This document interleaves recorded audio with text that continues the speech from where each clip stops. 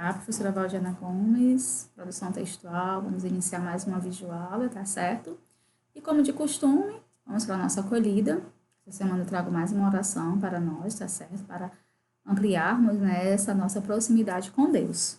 Luz pela oração que diz assim: Senhor, sei que tens um grande propósito para mim e um plano para a minha vida. Abre meus ouvidos para que eu ouça a tua voz, Senhor, me dirigindo nos teus propósitos. Coloca meu coração em sintonia com o teu, Senhor, e prepara-me para entender onde queres que eu vá e o que queres que eu faça. Ajuda-me, Senhor, a ouvir o teu chamado. Não quero ser infrutífero, Senhor, e sem realizações, pois jamais te ouvido claramente teu chamado. Quero, Senhor, que me enchas com tua grandeza, a fim de que eu faça grandes coisas em favor dos outros, conforme tu me chamaste para fazer. Comprometo-me a andar passo a passo contigo neste caminho, para que seja tudo aquilo para o qual tu me criaste. Amém. A gente começa a nossa videoaula, tá certo?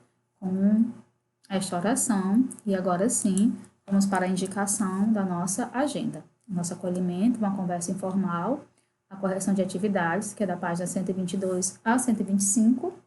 E depois a gente faz uma leve análise sobre o relato de viagem para que vocês possam responder a 136 a 141. Vamos à correção da atividade.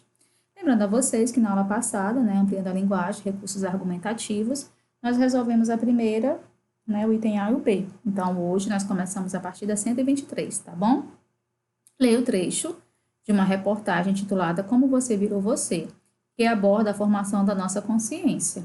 Neste trecho, constantemente, o autor dialoga com o leitor. Quando você tinha entre seus 3 e 4 anos, seus circuitos neurais responsáveis pela linguagem e pela memória de longo prazo se desenvolveram e nasceu a consciência ampliada. Um eu com noção de passado e futuro, que acumula informações sobre si mesmo para formar sua identidade. Pela primeira vez, você começa a se lembrar de que foi ao parque ontem e que você tem que ir ao médico amanhã.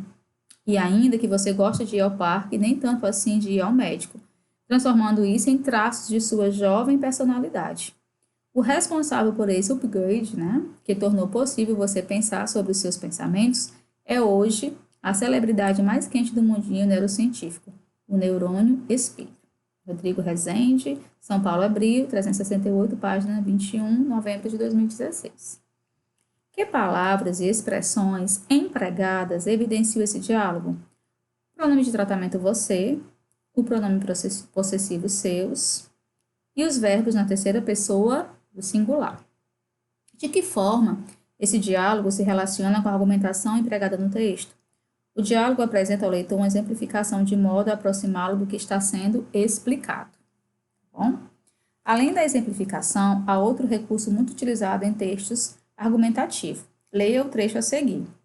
O pensamento intuitivo está sempre presente, até nas situações em que a racionalidade é supremamente importante. Um estudo de pesquisadores das universidades em Israel e Colômbia, nos Estados Unidos, analisou o comportamento de juízes que deveriam decidir sobre a liberdade condicional de presos, um processo rápido que leva 6 minutos. Em média, somente 35% dos condenados ganhavam a condicional. Mas os cientistas perceberam que os juízes eram muito mais benevolentes depois de comer. Quando eles tinham acabado de fazer uma refeição, a taxa de aprovação subia para 65%. Com o passar do tempo, a fome vinha chegando e a concessão da liberdade condicional ia caindo. Minutos antes do próximo lanche, o índice de aprovação era quase zero. Decidir sobre liberdade condicional e julgar a própria felicidade são tarefas complexas. Para avaliar todas as variáveis envolvidas, muitas delas subjetivas, o cérebro tenderia a ficar sobrecarregado. Por isso, ele usa atalhos. Os nossos problemas são resolvidos no piloto automático, através de soluções que a cultura já incutiu no nosso cérebro, diz Haas. Aí vamos aí para o item A. A reportagem aborda uma curiosidade científica de interesse da população em geral. Identifique o pensamento intuitivo e as atividades cerebrais. Na reportagem foram apresentadas informações baseadas em um estudo. Identifique as instituições responsáveis por ele. Universidade, né, de Ben Gurion, Israel, e a Universidade de Columbia, Estados Unidos. Por que a citação de estudos é importante para a discussão de temas como tratado na reportagem?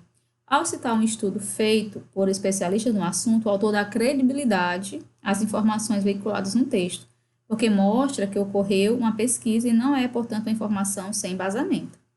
Agora li o trecho de uma resenha crítica sobre o documentário Eu Não Sou Seu Negro. Né? Aí, uma resenha crítica, além de apresentar a visão subjetiva do autor, pode trazer citações de autoridades em relação ao tema. De que forma a autora do texto faz uso desse recurso? A autora cita logo no início do texto a argumentação do escritor James, que se indignou com o que ocorreu com a jovem Dorothy e decidiu contribuir para a discussão sobre racismo. Com que intenção a resenhista faz uso dessa estratégia argumentativa? A autora faz uso dessa estratégia argumentativa para comprovar sua opinião, mostrando que sua visão é compartilhada por outra pessoa e pode ser comprovada. Isso transmite seriedade e compromisso com a informação veiculada. Né? Aí você vai fazer essa pesquisa, tá certo? E você vai, né, fazer suas anotações, tá bom? Então, essa aí foi a atividade, né, proposta. E você já deve ter respondido, né? E a gente vai, na sequência, ver aí o que é o relato de viagem. O relato de viagem é narrar, expor as consequências de um fato ou acontecimento, contar a história, né, relatar. Estamos constantemente narrando acontecimentos, tá certo? Contando sobre eventos a que assistimos ou participamos ou sobre os quais ouvimos falar. O que a gente usa? O tempo, o espaço, o narrador, o personagem, o enredo, o clímax, o desfecho, tá certo? As principais características, né? Contém muitos adjetivos e interjeições, apresenta linguagem próxima à oralidade, dependendo de quem sejam os interlocutores, desenvolve-se predominantemente na primeira pessoa do singular ou plural, utiliza marcadores de tempo e espaço, destaca episódios, datas e locais mais importantes.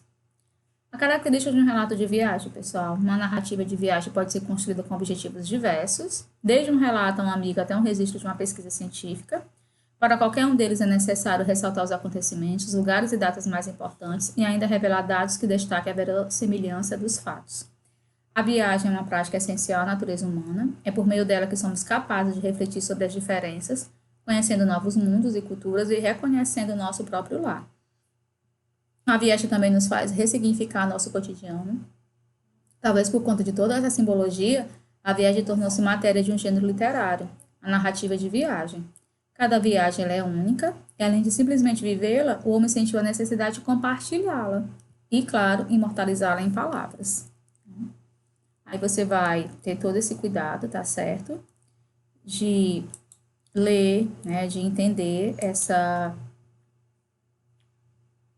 relato de viagem. A gente volta lá para a indicação da agenda,